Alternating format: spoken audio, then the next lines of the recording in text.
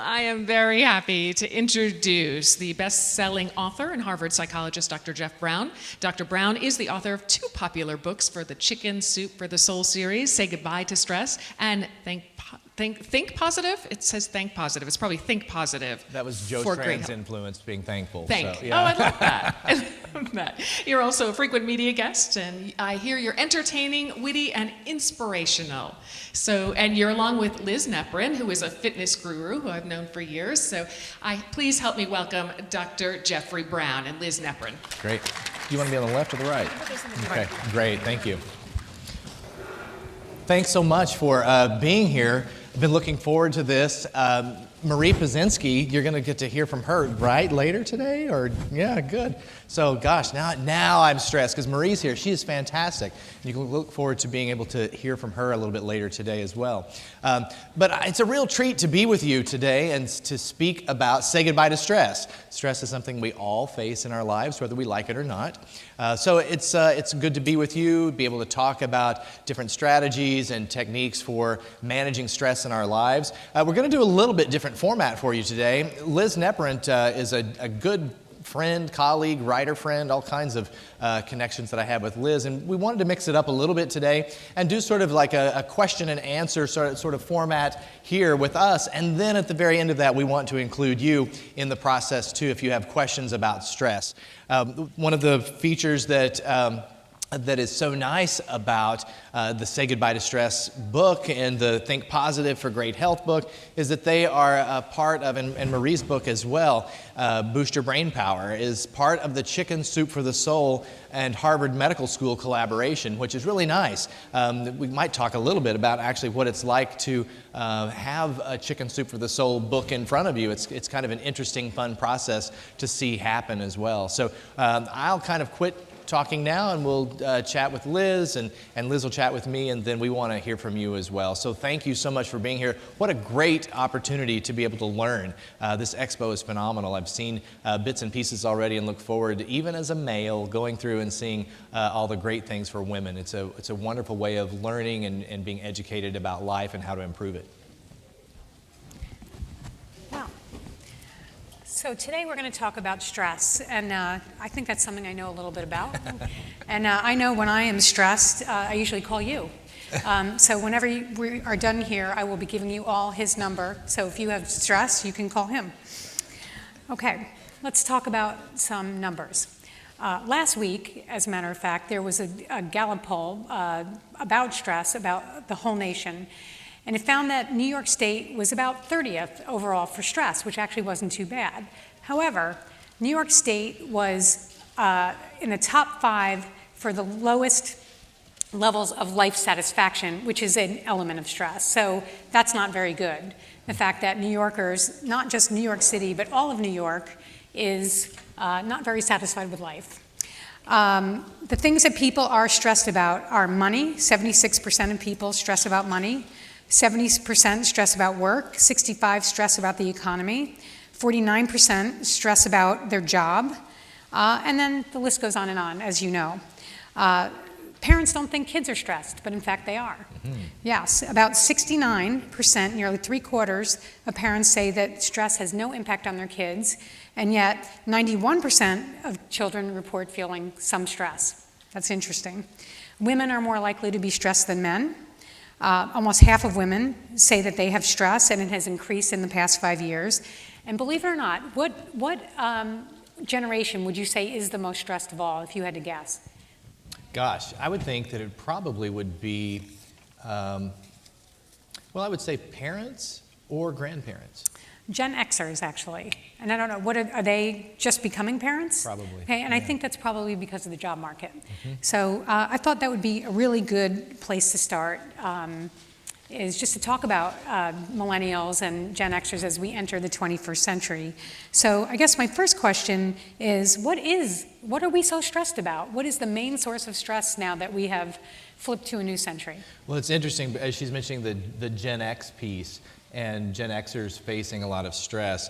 I think stress in general for us in our lives, the shape and way that stress comes to us, the form of it, is very different. Historically, If you think about it, stress was a lot about survival, making sure that you were well fed, that you had a roof over your head, those things. We still have to see about those things, but I think the opportunities that come our direction, the many different things that are pressing on us, those things that make us feel like our shoulders really do have burdens on them, and it's part of the world we live in, I think that is a different face of stress that we're facing today.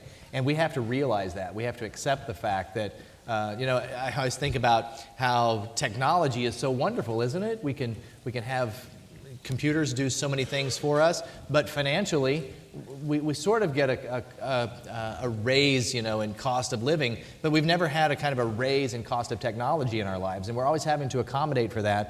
And I don't know about you, my phone is old by current standards, but those are just constant expectations and constant stressors that are coming. So I could see how Gen Xers, who perhaps haven't really had much of a different lifestyle, to even have technology in that would be one thing that would be a factor that they're facing. But certainly the things that we used to face has changed. We don't have to worry so much about those basics and necessities, say during the Great Depression, where people were just not employed, they were concerned about their next meal. We do still have to protect our jobs, and we have to be mindful of how we eat and take care of ourselves, but then all the other demands and opportunities and sports schedules that are going on with our kids and things that are going on at school and opportunities. I call it the illusion of missed opportunity, that we have this pressure on us, that we believe that if we don't do everything, we're really going to miss the one thing that we'll regret that we didn't do. And that itself is stressful. And there's some kind of a bit of distortion in thinking. My background, so you'll know, is in cognitive behavioral psychology, so I'm very interested in thinking accurately about ourselves and thinking accurately about the world around us. And sometimes we don't think accurately, and we'll talk more about that and how that is part of stress as well. But that notion that I've got to do everything that comes my way, otherwise I'm going to miss out, and I really don't want to do that, I'm going to really regret that. That's what I call the illusion of missed opportunity. Yeah, and it's actually interesting because I do think survival means something different in the 21st century. Like what that term actually means now is so different than it meant when we were being chased by saber-toothed tigers. It's a whole different thing, but yet it's still survival.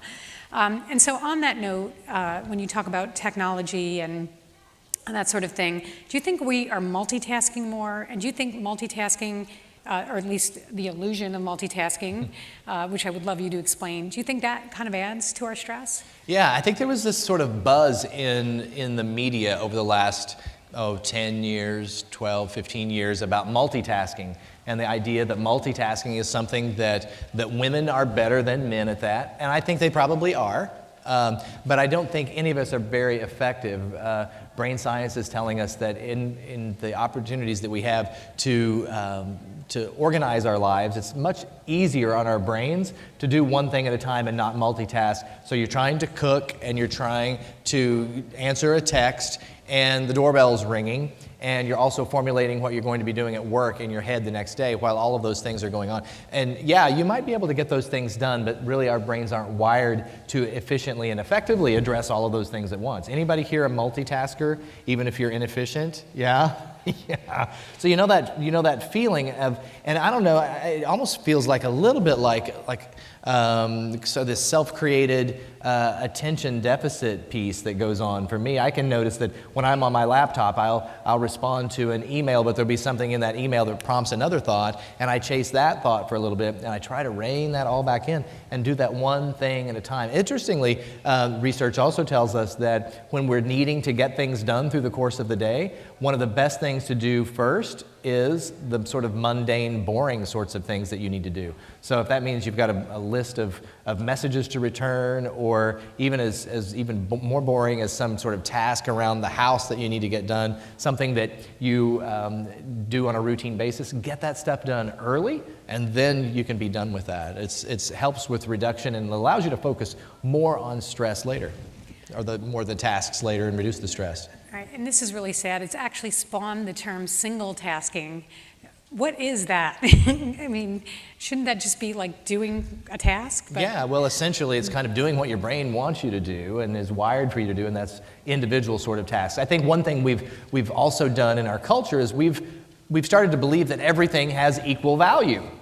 So, eating is equal to emptying the trash or answering emails, or all of these things have equal value. And I think because we do have this press, this intensity of stress on our shoulders, that we've forgotten how to prioritize well. And what does that mean? Well, that may mean we've really sort of started abandoning our values. I used my old phone as an example a little bit earlier. I don't know if you've noticed that it used to be that phones were sort of designed and you could sort of design the phone to do what you wanted it to. Now the phones are sort of training us. Does anyone else feel that way? Yeah. It's like the phone is kind of telling you what you're supposed to do now, and now I have to adjust to the phone, whereas before it was far more convenient to do it the other way. But the idea here is that you're right. The single tasking, that one something that we need to do is important, but prioritizing, and don't forget what your values are. Some things we just don't need to do, and we need to be able to do that. I'm guessing we're probably also going to talk about saying no and what that's like as well. Yeah, let's talk about that now, because I have a real problem with that, which is probably why I'm writing another book with you. And you're up here right now, right? Right, exactly. I feel like sometimes I need a no sponsor, someone to sit over my shoulder and say, no, you need to say no to that. Why is it so hard to say no when you really don't have the time to say yes, you really don't want to say yes, and you find yourself saying yes all the time? Yeah. Who here has trouble saying no? Good. It's right. I think there are several reasons we do that. Let me ask you, and go ahead and just shout out from where you are. Why is it that you don't say no when you know you ought to? What? People pleasing? Yeah. What else? Feel bad. Yep. Another? On a positive side, sometimes to do something I wouldn't otherwise do. Like be my full potential in an area that I might be scared to otherwise do. Gotcha. So you're saying you say yes to sort of expand your horizons. Yeah, somebody says, will you, I don't know, take parachute, and you go, or piano, it's going to be something less risky. Yeah. You go, okay, but I don't really say, no, I don't have the time for that. So you sort of like the risk. So you'll be willing to do that. Other reasons? Yeah, we don't like dealing with confrontation, do we? We don't. So these are some of the reasons. Guilt, people pleasing, we don't want to disappoint people. Missed opportunity. Missed opportunity again. We think, well, gosh, I need to do that because if I don't, something may, happen in such a way that I'll be disappointed, or I'll have missed out, or someone else will be successful and I won't be. Let's just go ahead and talk about that real quick. That's a distortion. We sometimes call that the fortune-telling error, that we think we know what the future is going to be, and we try to guess what that's going to be.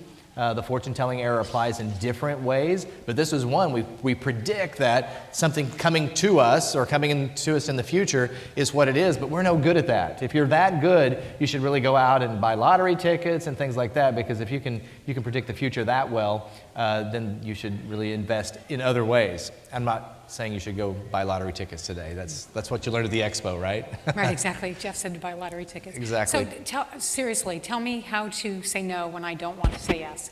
Yeah, so I think that you have to understand that people, when they come to you, they usually have really good reasoning for why they're asking you to do something. Have you noticed that? They just didn't sort of randomly do that. You have some sort of skill or ability, or you have a history, you've got a good track record. They want you to do something. There's something that you possess that they want. And they have a really good reason for you doing that. And that's, for those of us who are paying attention to like guilt and people pleasing, we know that we have to watch out for that, because they sometimes will try to appeal to that. They'll appeal to your guilt, like, oh, there's no one better than you. We need you to do this sort of thing. So then immediately that guilt comes in. Sometimes there are a group of people that they just respond really well, because there's the appeal to the ego, that you're amazing, and oh, it feels so good to be told you're amazing, so sure, I'll say yes.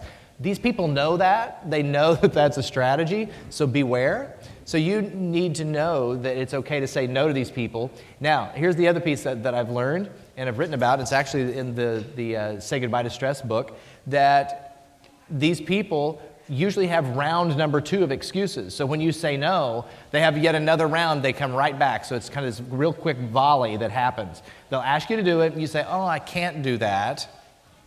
And then they come back around with another reason. Well, you know, you've got experience, or such and such is going to really be disappointed. This person's going to be disappointed because they really thought you'd be able to. So expect that as part of that formula. This is going to hone your skill in being able to say no. So then what will happen is that these people now will be a little bit flabbergasted. You might see more emotion coming from them because you're sort of resisting. This is when you want to let them off the hook. You want to say, you know, let me have some time to think about it. And now what you're going to do with that time is to think about it, and you're going to come up with a couple of things. One, you're going to come up with perhaps a written rejection to them. Now that sounds really harsh right now, but I'm saying that just for practically speaking. Practically speaking, you want to write them a nice note and say, it's a great opportunity, but I can't really help with that at this point. And here's the other piece that's a very important piece, and this helps get rid of all that guilt that we're talking about, and that is that in that little note or email or maybe a voicemail that you give them a little bit later, is that you give them direction on how to solve the problem without you. That's going to help you feel like you're still part of the solution, and two, it helps everybody save face a little bit. And kind of like this gentleman up here in the third row, he likes kind of taking on an opportunity, so this actually may allow someone else an opportunity to do what you'd normally be doing. So if that is coming to you as far as a new task or an old task, you can say, you know, let me have some time to think about that, then formulate a written note, because it's also getting that information into that person's brain a different way. Initially they were hearing you, but they may not have been hearing you as well because they're still thinking about what it is that they're going to say to you next. But when it's written out, they actually have to stop and they have to read that. They're most likely not thinking and reading at the same time, and you're going to get a clearer message sent to them. So hopefully that's helpful. And there's no real reason to feel the angst, the guilt that I'm going to disappoint people. Write them a note and give them an alternative. Be part of the solution still. That's part of your expertise that they're asking for, so you can direct them to someone else or give someone else an opportunity to be able to help out. And they have to say no, right? And then they may have to say no, too. Give someone else practice saying no. All right. Does anybody here have any stress in their job? Any, like, stress at all? Not at all? Yeah, I don't have any stress in my job. 3 deadlines a day, you know, juggling 60 things. So jobs are stressful now. I think people are doing more with less. People are being pushed to the limit more. Are there any strategies you can give to make work less stressful? Well, I think I have this question asked a lot. How much should I be invested in work, particularly with jobs sort of being on the line these days? People worried about being cut back, people worried about job or promotion growth. What is that like? How much should I be invested? I hear this quite a bit around cell phones and availability. Well, my boss wants me to sort of be on call 24/7, and they give me a phone for that. But then I have to carry that to, you know, my kids' sports games or school, those sorts of things. One of the things you have to do, and be brave about this, is to be able to have a conversation with whoever your boss is and find out kind of what the parameters and expectations are.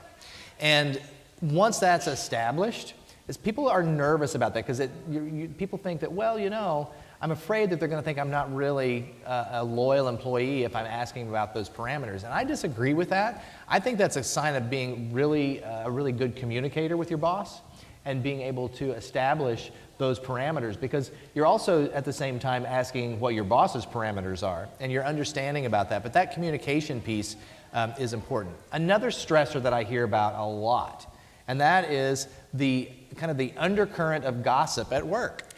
Oh my gosh, yes. Yeah, yes, the undercurrent of that can be very, very difficult. I don't know if you experience that. You don't have to raise your hand because she does right here. The gossipy piece at work is something else that I hear a lot about. And we'll talk a little bit also about these difficult coworkers that we have, because that's yet another stressful piece that we face. Many people have difficult personalities that they have to work with. But the initial idea here is that gossip at work is something that you just simply don't want to be a part of. You have to, if you've it's kind of in your heart, if you admit to yourself right now, without raising your hand, that you're a gossiper, you have to look at why that is. What is it perpetuates that behavior? Does it make you feel good? Why does it make you feel good? and need to check that out. Is that something that really is beneficial, or is that something that is kind of pulling you down on the inside? Is there something connected to feeling down about yourself so you have to pull others under the bus with you? Just think about that. I encourage you to do that. For those of us who have to deal with people who like to gossip, we have to also set limits around those behaviors. Don't find yourself in a place where it's just one-on-one with that person, where they're going to be sharing a lot with you. Be certain that if they say something, and boy, this happens. Be sure if they tell you something and you don't agree with it, don't just not respond. Give some clarity to your response, because oftentimes gossipers, if you don't disagree with them, what do they like to do? They like to go and tell that I told such and such about this, and they take your silence as agreement. And you don't want to do that. You want to, if they say something about, our boss is just really, really inconsiderate.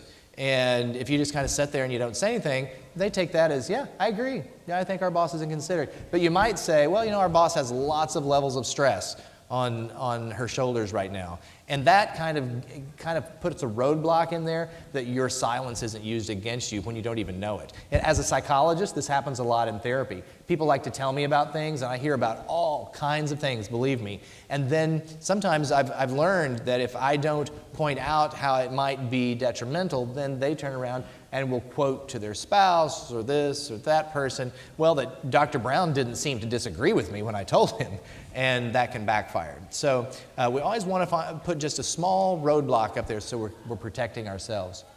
And then the last thing is the difficult personalities. I don't know if you know much about like narcissistic personality. I think I want to talk about that one. Is that okay? Please do. Please do. Yeah, I know a few of those. Liz and I have had conversations about this. I refer to them as the toxic narcissist. The person that you, in their opinion, are there to kind of serve them and you exist for them. In the business of psychology, we call that narcissistic supply, that someone wants you to either admire them, adore them, do what they say whenever they want, and that's a very simplistic sort of description of narcissism, but these people that love to be the center of attention, they want us to revere them quite highly. Keep in mind, these folks typically feel very, very insecure on the inside, and they don't want you to know that, but they let it be known in so many different ways by the way they treat others. Those are very difficult folks to deal with too. So again, at work, dealing with narcissists, particularly if your boss tends to be narcissistic, I hear about this a lot in my practice, where a boss is very demanding, an employee's productivity is a complete reflection on the boss and so forth. You want to be able to make sure that your job is well defined, have clear and simple boundaries. Don't try to engage your boss around things that are too familiar about yourself or things that are about your family. Your boss, if it's a narcissistic boss, most likely isn't interested in hearing about those things. And they see that as kind of disloyal, and you don't want to do that. So much that we could talk about with stress related to work and the work environment and people that we have to work with. Again, as we put together Say Goodbye to Stress for Chicken Soup in Harvard Medical School, we divided up the book in different categories: finances, work stress, family stress, the own stress that we have when we get in our own way. Those sorts of things also play out. Yeah, just one more question about work stress, because I think you say something that I've heard you say before that's very interesting to me. Is that when you go into a job, you should be looking at things that would make you, those are your deal breakers, which can be stressful. So you at least know your line in the sand. So for instance, if you knew your company was cheating their employees or their clients, you don't want to be in a company like that. So could you just explain a little bit more about the blueprint for, or your value document, because I think that's such a great, it's something I carry with me, and I actually do, because I think it was such a great suggestion. Good. Yeah, I think that there are opportunities that come our way, right, that are connected to work or even other opportunities. Maybe someone is recruiting you for something at your church or temple or something at your child's school, but kind of how it's being approached just doesn't fit within your value system. It's perfectly fine to say no to those things, and knowing what it is that you're going to say no to before you find yourself in that situation. Again, giving yourself time can work to your advantage so much in those situations, so you don't feel like you have the pressure. You know, I talk to adolescents quite a bit in my practice, and we're still dealing with peer pressure these days. But I tell you what, we don't outgrow it, do we? We have peer pressure as adults as well. But knowing those lines in the sand, what it is that you're willing to do and what it is you're not willing to do, you have to be mindful that when you do say no, it's not something that, particularly if it's conflicting with your values, that's not going to be a deal breaker in life satisfaction for you. It may be presented that, gosh, if you don't kind of cooperate with us on this, you're really going to miss out. Well, so be it, because your values, I really believe that values have an internal and an eternal value. And what you do now really defines your legacy later. And whether that's good or bad, and you're going to be defining the legacy of your family, your spouse, your kids. Grandparents are all doing this as well for their grandkids, that whatever you're doing now, it is part of your legacy, and you want that character and integrity to really shine through. Okay, thanks for clarifying. All right, anybody here stressed about money ever? Like economy, money? Yeah. Keep you awake at night at all, does it? That's a big stressor. In some form or another, whether people talk about the economy, they talk about money directly, about 90% of people stress about money. So what's going on there? I mean, do we all just have no money, or should we be stressed? Or I think we just don't have money. Okay. All right, well, now I'm not stressed anymore. So we can now we move know. on. Now we know. No, money is one of those stressors. The American Psychological Association had some research recently also that pointed this out.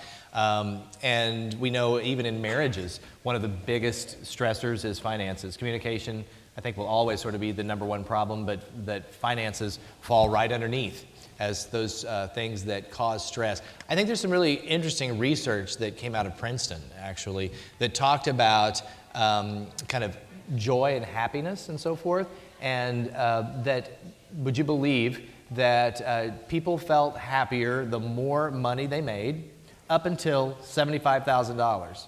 And then after that, they found that it really didn't matter how much beyond $75,000 that you made, that you were still the same amount of sort of happiness and joy, which I think is really interesting. And I think it also speaks to kind of how we think about money, that even if someone has more money, they're probably distributing that in different ways and have very similar stress, because they often will kind of max out what it is that they have to spend. And I thought that was very interesting, that there is a noticeable sort of ceiling for that. When it comes down to it today, you have to know your numbers. I'm, as a cognitive behavioral psychologist, I frequently will give little kind of assignments or experiments for people to run. This is what we do in cognitive behavioral psychology. We want people to try new behaviors, kind of evaluate that, and see what it's like on the other side of doing something new. Well, I'm also finding out in my cognitive behavioral work that a lot of people that I give assignments to think about the assignment, but they don't actually put it in play. And I think one of the things that's so important about finances, we think about and theorize about how helpful a budget would be, but I find that most people think about doing a budget, but they don't actually do a budget and actually put pencil to paper and write things down. I think that is essential for managing stress when it comes to finances, is to put your numbers down on paper and know what your numbers are. I think there's also a certain amount, a significant amount, I should say, around how we spend and spending around emotion and emotional spending. I have several of my clients that I see in my practice. You would know that they and I are connected because if you went through their wallet, you would get to their credit card and you would find their credit card wrapped in silver duct tape with the word stop written on the outside of it.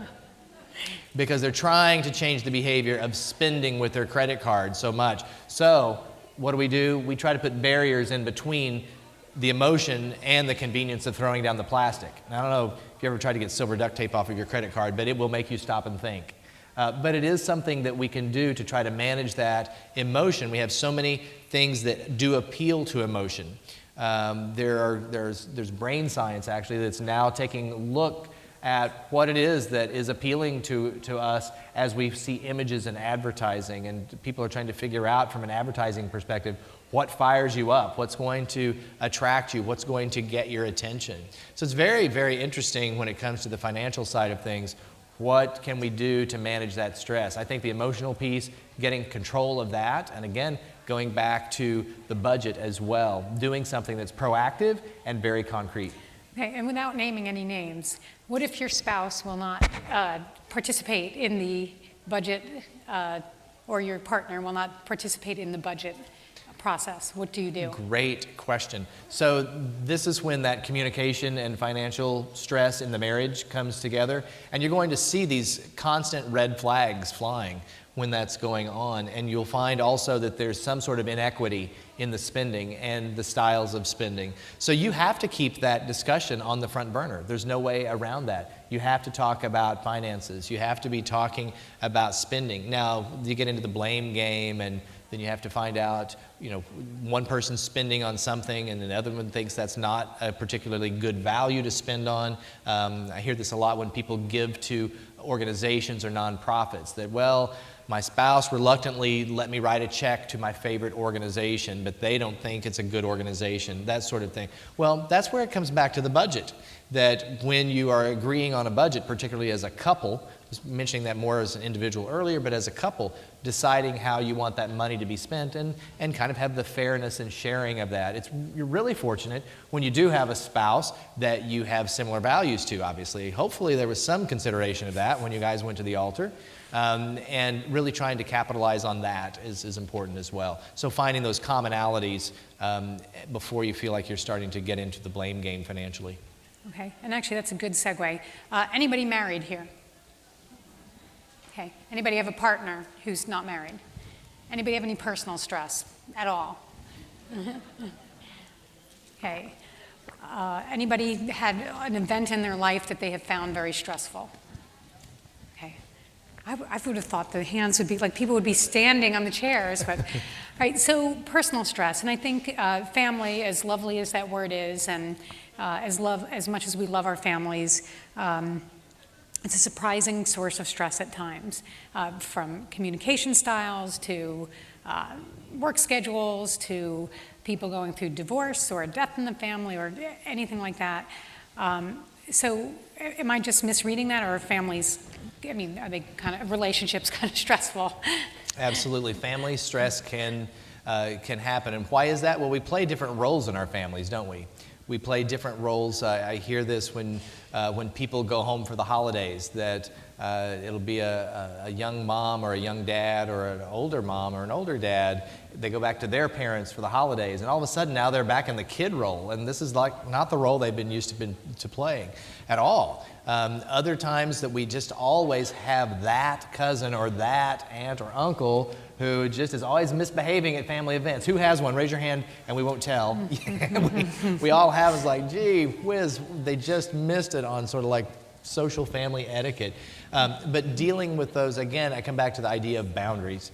Boundaries are so important to set around these folks. Trying to reduce the time that you're exposed in those situations is often good, because sometimes we get into that guilt, that obligation, because sometimes to see one family member that we like, we also have to deal with another family member that is often causing us pain or emotional difficulty, etc. So sometimes there's the trade-off for that, but reducing the exposure time on that is one strategy for dealing with that. I think also changing up traditions, maybe starting some new traditions. I'm not suggesting you start a new tradition and not invite those people that are stressful, but then maybe again there are other ways that you'd prefer to spend time with family, maybe two families together versus one family getting together with 7 other families. As families grow, the organization to family get-togethers also is sometimes compromised. We sometimes also try to keep the old traditions alive that we were used to 20 years ago, but as families change and demands change, and even families with locations, they change, it does cause the complication of getting that tradition to kind of always work out so we can feel good. Tradition is kind of regression, actually, that we go back to a time in life that was more pleasant, was happier, And that's why we get together for holidays, or we celebrate birthdays. Some of us quit celebrating birthdays, right? That's what happens. So anyway, those are some thoughts about that. Yeah, I'm just laughing because you talk about slipping back into your role. So I grew up in this community, and when I come in, there's people who've known me here for a long time, and they call me a particular nickname that I would never allow anyone to call me, in my actual life. And somebody asked me today, they said, "Oh, should I not call you that? Does it bother you?" I'm like, but you just slip right back into that role, and it's just so true. And, that actually I find very endearing, but I think slipping back into the role can be actually extraordinarily stressful. Mm-hmm. Well, you're actually talking about another really useful strategy that again comes from cognitive work called radical acceptance. Yeah. That sometimes we just have to work really hard, just accept it for what it is, and move on. That's a hard thing to do sometimes. We have to practice those sorts of ways of thinking. And are you guys curious? I'm curious. So what was your nickname? All right, so moving on.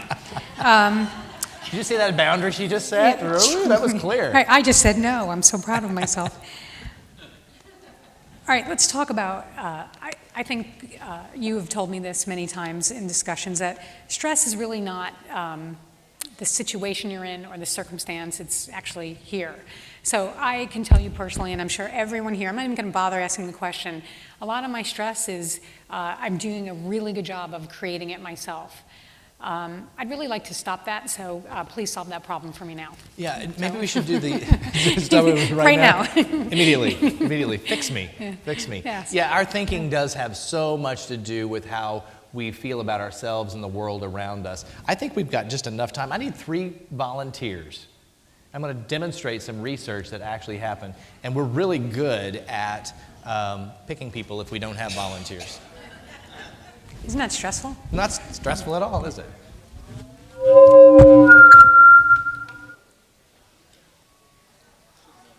Yeah. 3 volunteers. You 3 right here on the front row. That was easy. Put that on. So you didn't know when you came today that you would actually get to meet some Olympic athletes, but go ahead and give a round of applause as they come up here to the stage.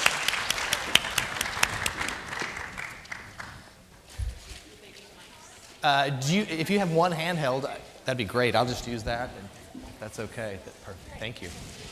So give those medals back too. They're not yours. You have to give them back at the end. So if we have the gold medalist stand right here at the top, that'd be you. Yeah. Congratulations. And silver right here, and then the bronze medalist right over here. She's going to have a good story. So there was research that was done about gold, silver, and bronze medalists. And the research was done on Olympic athletes to find out exactly how they think. Now, there was a question that was posed, and I just want you to think about this. The question looked at who was the happiest of all of these athletes. Who was the most happy? Was it the gold? Was it the silver, or was it the bronze? Now think about that. We're going to actually interview these folks and find out a little bit about what it's like. But isn't it cool to be in like the midst of Olympic athletes? Who would have known today at the Expo that this was going to happen? So you can go ahead. You're supposed to be right at the top there. Yeah, because you were gold. Yeah, Whoops. Not a coordination sport, huh? So let's go ahead and interview the gold medalist and find out a little bit about her and what she's thinking and feeling. So congratulations, you won the gold. First of all, tell us your first name and what your sport was this year in the Olympics.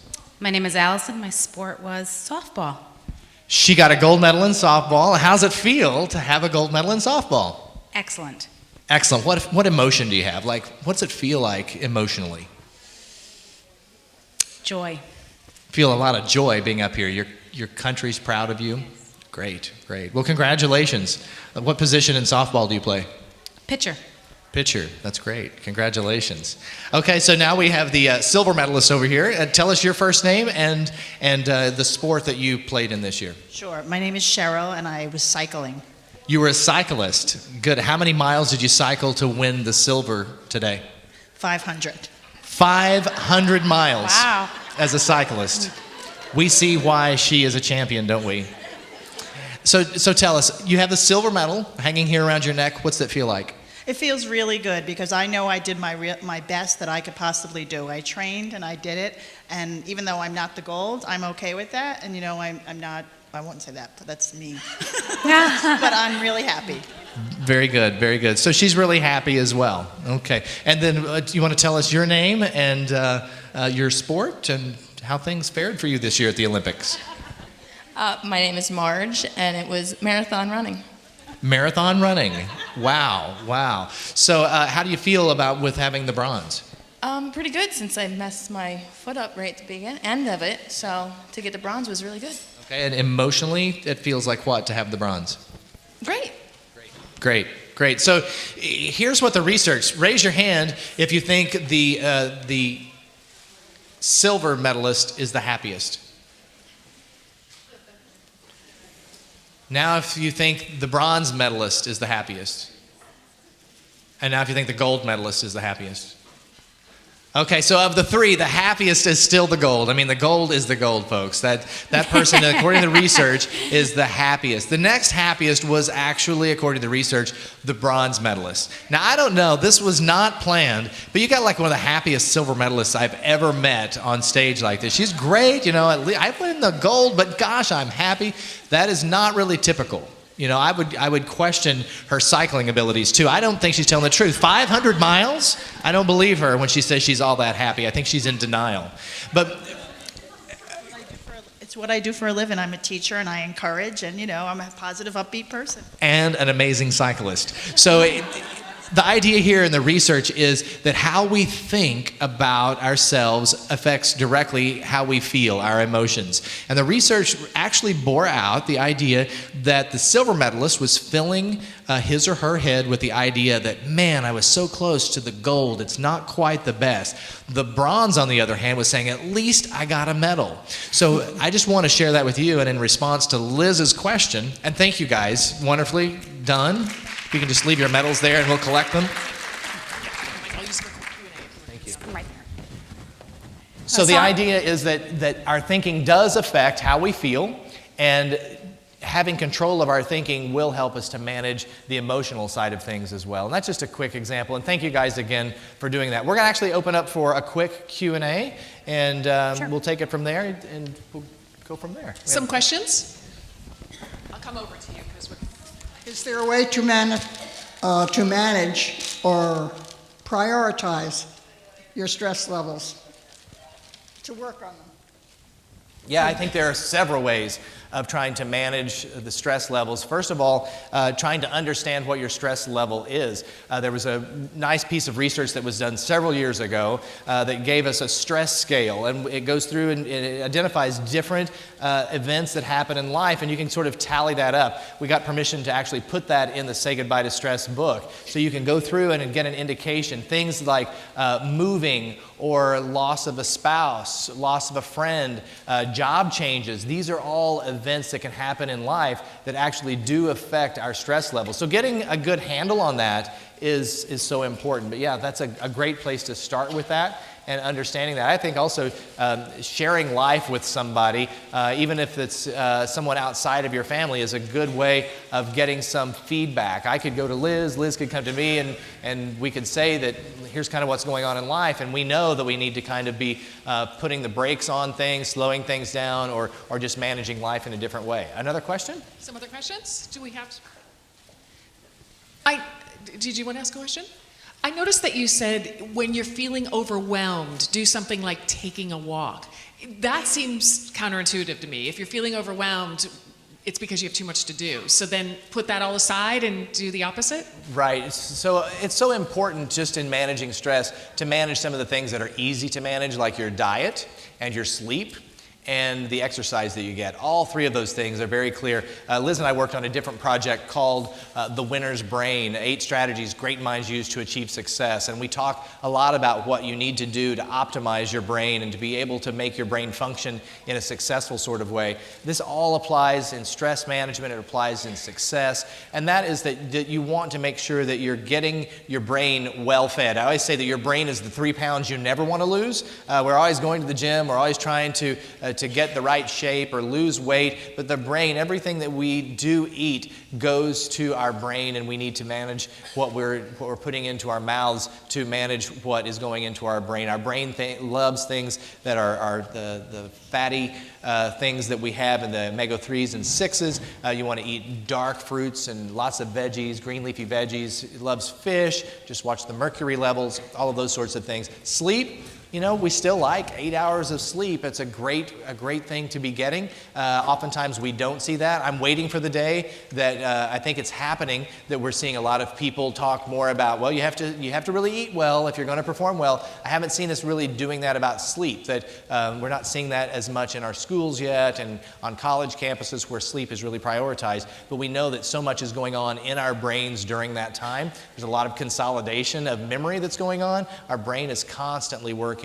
And then, of course, the exercise is also helpful, because it's if you want anything to do to improve your brain at any point in life, and that's exercise. My wife and little boy are here in the middle of the auditorium. Hi, Ben. There you go.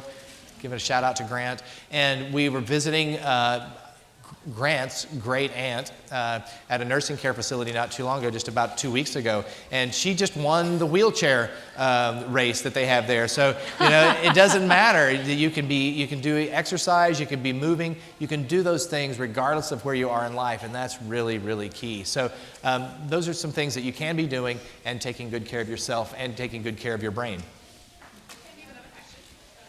Is recognizing a situation that you're in, recognizing that it is truly stressful, it would be to anybody, is that actually helpful to the person in how they deal with it? Absolutely it is. We call that normalizing, that stress is something that we all face, and there are certain responses that we would have to that particular event. Just as an aside, this couple of weeks ago, you're familiar with the Boston Marathon and the events there. I'm the psychologist on the medical team and was in the medical tent when the first explosion happened about 100 yards away, and talking with so many people as a result of that experience since that has happened, even as much as this morning. There are normal things that we go through. We think of a traumatic event like that as stressful. Our bodies can't really tell the difference, what's normal and what's not normal.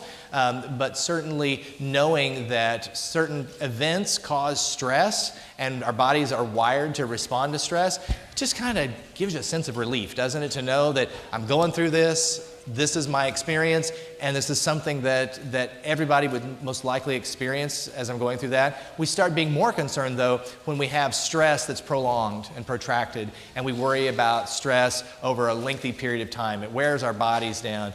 We have difficulty functioning in a way that is productive, and it starts affecting relationships and motivation and our joy in life. But yes, knowing that it feels okay and it's normal certainly would offer reassurance to me and you and most folks. Any other quick questions? Do you anything you'd like to add? No, thank you so much for your attention. I know that the book folks in the back have done a great job of getting books in. If you want a copy of books, I'll be out there and be glad to visit with you more. If you have specific questions, folks usually do. So Great. Be glad to meet you out there. Thank you. Dr. Jeffrey Brown and Liz Neprin.